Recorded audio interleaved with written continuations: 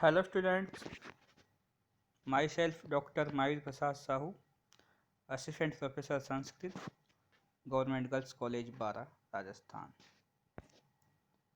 आज हमारे अध्ययन का विषय है किरातार्जुनीयम महाकाव्य के प्रथम सर्ग का प्रथम 3 पद्यों का अध्ययन।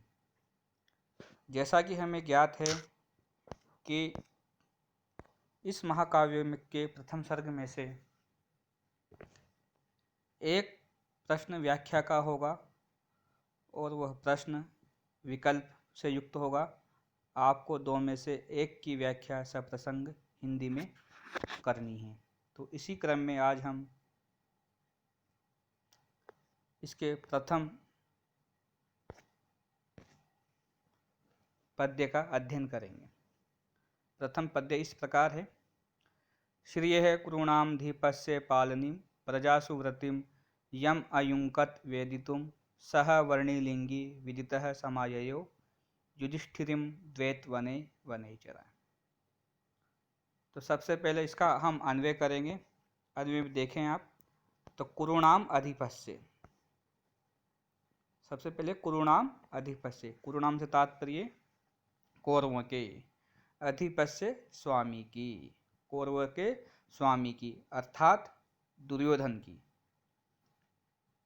श्रिय राजलक्ष्मी का, पालनीम पालन करने वाले। तो कौरवों के स्वामी अर्थात दुर्योधन की राजलक्ष्मी का पालन करने वाले, प्रजासु प्रजाओं में, व्रतिम उसका व्यवहार देखने के लिए, प्रजाओं में दुर्योधन का व्यवहार वेदितुम जानने के लिए। तो दोबारा देखें, कुरूणाम अधिपस्य कौरवों के स्वामी अर्थात दुर्योधन की राजलक्ष्मी का पालन करने वाले, प्रजाओं में दुर्योधन के व्यवहार को वेदितुम जानने के लिए, यम जिसको अयुङ्कत नियुक्त किया था, जिसको युधिष्ठिर ने नियुक्त किया था, सह वह वर्णिलिंगी ब्रह्मचर्य के वेश में, वह ब्रह्मचारी के वेश में, विदितः सब कुछ जानकर, दुर्योधन के विषय में सब कुछ जानकर, वनेचरः वह वनेचर, द्वैतवने द्वैतवन में, जहाँ युधिष्ठिर और पांडव निवास कर रहे हैं उस स्थान का नाम है द्वैतवन। तो वह वनेचर द्वैतवन में युधिष्ठिर के पास समाययो आया, वह वनेचर युधिष्ठिर के पास आया। तो अन्य के साथ अब इसका हम व्याख्या करेंगे। तो कुरूणाम अधिपस्य कौरवों के स्वामी अर्थात दुर्योधन की, श्रिय राजलक्ष्मी का पालन करने वाले, प्रजासु व्रतिम प्रजाओं में उसके व्यवहार को जानने के लिए, वेदितुम जानने के लिए, यम जिसको अयुङ्कत नियुक्त किया था, सह वर्णिलिंगी वह ब्रह्मचर्य के भेष में, वह ब्रह्मचारी के वेश में, विदितः सब कुछ जानकर, वनेचरः वह वनेचर, द्वैतवन में युधिष्ठिर के पास समाययो आया। अब यहाँ सबसे पहले विशेष में, पूर्व में मैंने कहा था कि इसका प्रारंभ फ्री से हुआ है, तो इसका कवि ने अपने काव्य का प्रारंभ मंगल सूचक फ्री शब्द के प्रयोग से किया है। और विशेष में इस पद्य में वंशस्थ छंद है, जिसका लक्षण निम्न प्रकार है। जतो तु वंशस्थम उदीरितम जरो, अर्थात इस छंद के प्रत्येक चरण में 12 वर्ण होते हैं और उसमें क्रमशः जगण, तगण, जगण व रगण होता है। अलंकार के विषय में यहाँ कह सकते हैं कि वने और वनेचर, इन स्वर व्यंजन की आवृत्ति आने से यहाँ पर वृत्ति अनुप्रास अलंकार है। इसका द्वितीय पद्य देखिए।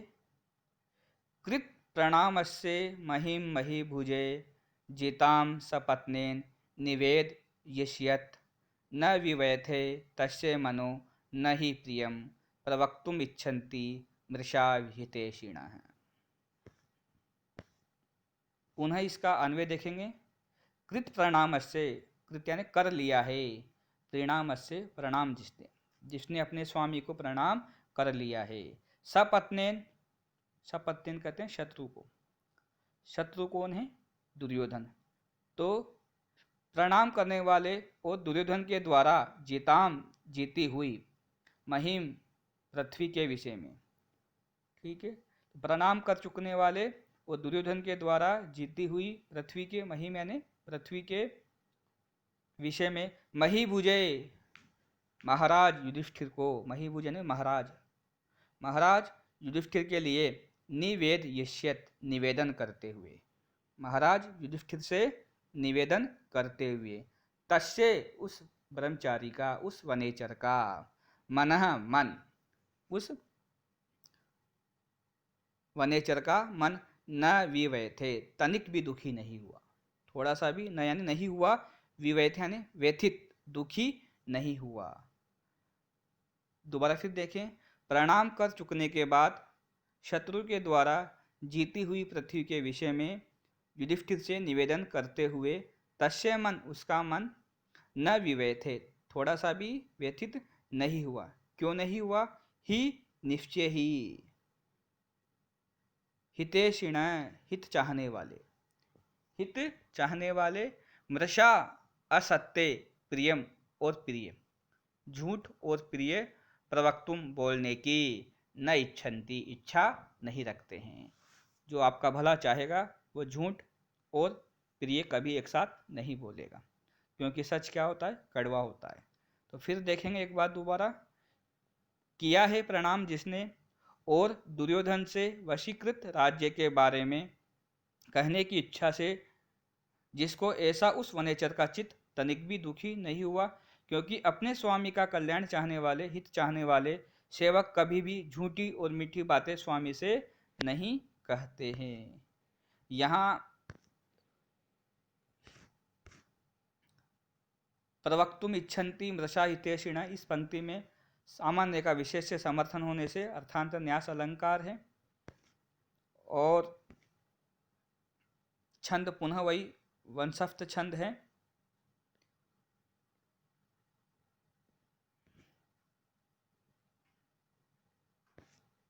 अग्रिम तीसरा जो पद्य हैं वो चालू करते हैं।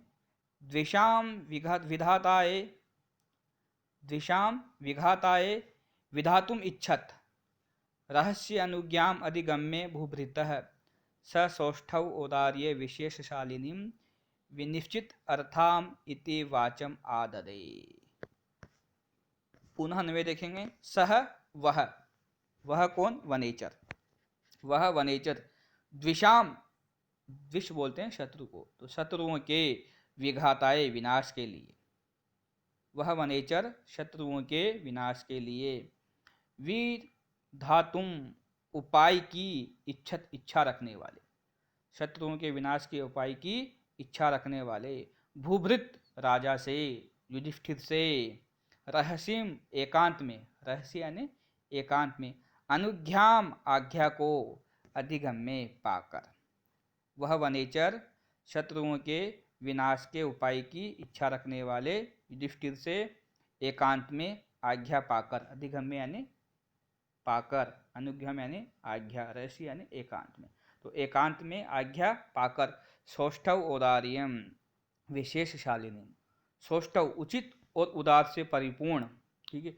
विनिश्चित अर्थाम, निश्चय अर्थ वाली, निश्चित शब्दार्थ अर्थ वाली, वाचम, वाणी को, आददे, बोला, वाणी कैसी है? सौष्ठव, सुष्ठु यानी अच्छी, औदार यानी उदारतापूर्ण, और विशेष रूप से शब्द और अर्थ से परिपूर्ण, वाचम, वाणी को, आददे, बोला। कौन बोला? सह वनेचर, वह वनेचर।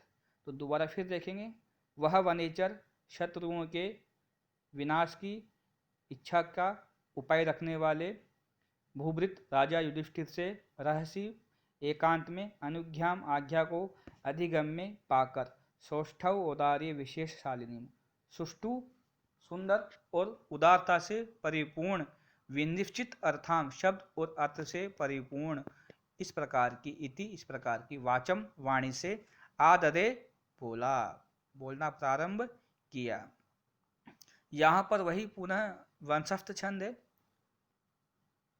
महाकाव्य में हर सर्ग में एक ही छंद होता है और सर्ग के अंत में छंद का परिवर्तन हो जाता है। तो यहाँ पर हम जब भी जितने भी छंद पढ़ेंगे सर्ग में, वो सब भी वंशस्थ छंद होगा, अंतिम सर्ग के अंतिम पद्य को छोड़कर। कहा भी है फर्गान्ते छंद परिवर्तनम, सर्ग के अंत में छंद का परिवर्तन करना चाहिए। तो यहाँ पुनः वापस वंशस्थ छंद है। और इसके अलावा यहाँ पर व्याकरण में देखेंगे तो वी घात आए, तो देखो वी